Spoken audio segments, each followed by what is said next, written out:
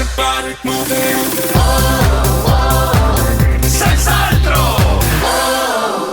Non so quanti di voi hanno bisogno di un'auto, ma questa può essere l'occasione giusta, perché qui con noi c'è un ospite speciale che proprio vende delle auto. Esatto. Ed è il signor Franco Concessionario. Grazie ragazzi, ma prima di raccontarvi le perdibili occasioni di questa Come, scusi, settimana. non è imperdibile. No, queste sono proprio perdibili. Perdibili. Forse ha sbagliato. Sì, sentiamo.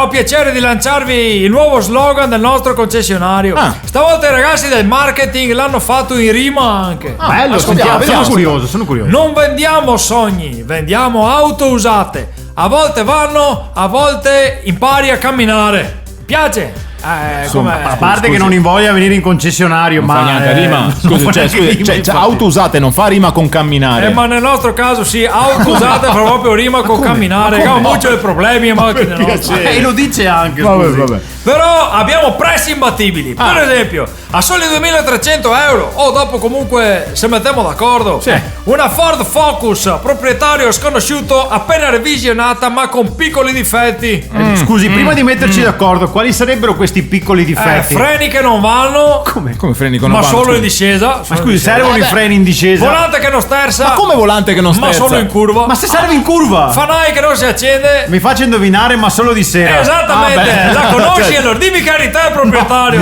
guardi, però insomma. Io l'avrei rottamata al suo Anche posto. secondo me seria meglio, è pericolosissima sta macchina. Ma scusi, ma allora perché la vende? Perché Andiamo la vende? avanti. Ma andiamo avanti come? 259.000 euro, migliaio più, migliaio meno. Questo è insomma. tanto però. Aston Martin, alte prestazioni, monoposto con spoiler da usare in condivisione. Come in condivisione? È usabile solo dal lunedì a venerdì. Ma scusi, perché non nel fine settimana? Non so, quasi messo. Per altre informazioni chiamare il signor Fernando Alonso che la usa il sabato e la domenica solamente. Per il Gran Premio la usa. Comunque basta mettersi d'accordo, ma pare un ottimo Guardi affare. che la usa anche il venerdì, Vabbè.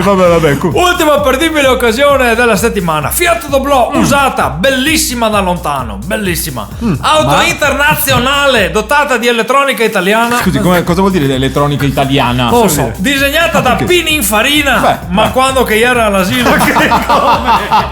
Motore rumoroso, ma almeno ti sentono arrivare. Tu a soli 3.000 euro, dopo comunque Se mettiamo d'accordo.